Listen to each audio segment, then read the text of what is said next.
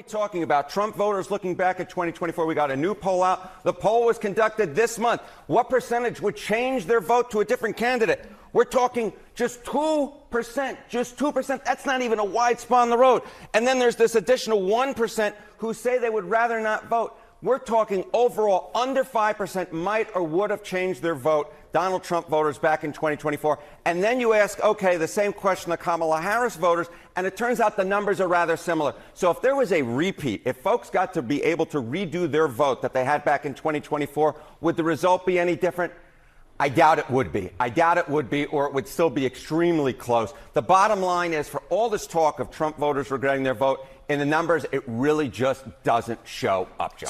So the stickiness with Trump voters and President Trump in this presidency, how does it compare to his first presidency? Yeah, okay. So, I was interested in sort of a historical analogy here, sort of, does this look similar or different from back in 2017, looking at 2016? Well, in February of 2017, 4% of Trump voters say they'd shift their vote. That's actually slightly more than the 3% this time around. So, you look back, you say, okay, there's these Trump voters who really regret their vote. Historically speaking, they really don't regret their vote. And if anything, the number this time around is actually smaller than it was the first time around. And it's certainly smaller than the number we saw coming out of 2020, of course, after the events of January 6th.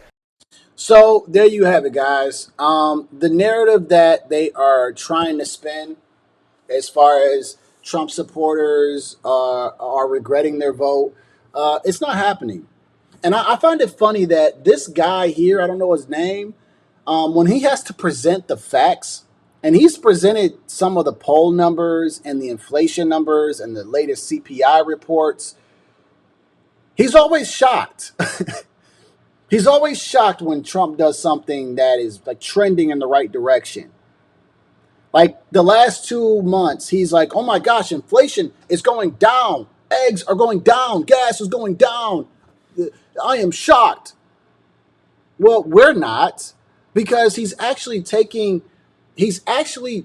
doing the things that America needs to start, being more efficient, being more energy dominant, so that it also helps the American people. Joe Biden didn't care about any of that. It was so clear, man. It was so clear that Joe Biden didn't care anything about the American people, right? Or it says stupid narrative. We know he was going to do this. Why would we be regretting it? These people are insane. Listen, we have heard what Trump was going to do for the longest. We knew it. He talked about tariffs. He talked about the border, right? He talked about the war with Ukraine, right? He talked about being energy dominant and drill, baby, drill. Like, he talked about these things. He talked about no tax on tips, no tax on overtime, no tax on Social Security. He talked about these things for years. We knew this. This is why we voted for him. They're just starting to figure out that, they're not regretting their vote. No, we're not. No one said that. And anyone regretting their vote after 2.5 months, that just means that you're very fickle and you don't know how to make a decision, because we knew what Trump was talking about. And the thing about Trump that I can honestly say is, I can't believe that he's actually doing what he's saying he's doing so quickly. He's actually saying, I'm going to release the JFK files and even the Epstein files, which, is to be a little bit shaky. But he said, hey, I'm going to release this. I'm going to do this. And he's doing it so quickly. I'm going to shut down the border. He did that day one. Sensational. The first day, he shut that border down. Shut down the CBP1 app. A month and a half later, border crossings down 95%. All of a sudden, eggs have dropped like 90-something%. Energy started to drop. Gas started to drop. He's showing you he's actively trying to, deal with the war in Ukraine. And yes, here's the thing. It's a sticky situation. But he's actively showing you that I'm trying to get negotiations. I got Zelensky coming. The problem is, Zelensky was coming to get money every time he came to Biden. And for the first time, he said, we're not giving you money today, Zelensky. He caught an attitude. He had to get kicked out of there. Putin is still going over there, doing his own thing, running his own freaking crazy house over there. Trump is trying to manage the two. But what did Kamala Harris and Joe Biden do? I want you guys to answer this question for me. What did Joe Biden and Kamala Harris do for that war? They funded it. They were behind it. They were sending our military equipment over so they can start throwing those bombs, right? One of them was called the Attackums bomb, and we were just giving them ammunition to keep fighting this war. What did they do for the economy other than spend money? And it's so clear that they have caused inflation. They ballooned the inflation. They didn't care about the economy. They didn't care about the border. They cared about your kids, though. They cared about confusing your children. So just like Ortis just said, the narrative is very silly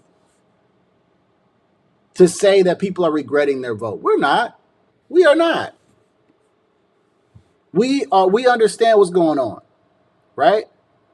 Here's the one thing I'll give you, and this is my perspective. The tariffs talk is a little bit scary. However, it's also, I'm understanding it because if he's restructuring, a restructure sometimes isn't pretty. You got to go through humps and bumps to get to the end result. And it's a scary ride. I mean, hey, I see the stock market. I'm invested in there too. I see it.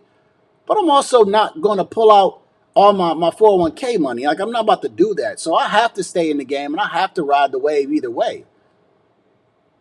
And from the signs of it, there are some positive signs coming out of the tariff talk. Sounds like he's going to be meeting with Xi while he's in Rome or something during the funeral for Pope Francis, I think. He's already met with Zelensky while he's there. He's still handling business. But the tariffs are a scary thing. I ain't going to lie to you. But he's got time to fix it. Joe Biden didn't try to fix it. Joe Biden didn't do shit, man. He didn't do shit. So the fact that Trump is doing anything shows that he's better than Joe Biden. So, I'm just saying those are just some things that, when people are trying to say, there's a narrative out there that we are regretting our vote. How? When I just explained to you the things that Joe Biden was not doing and what Trump is doing, and he's about to celebrate his first 100 days in my state, in Michigan, and he's done a lot.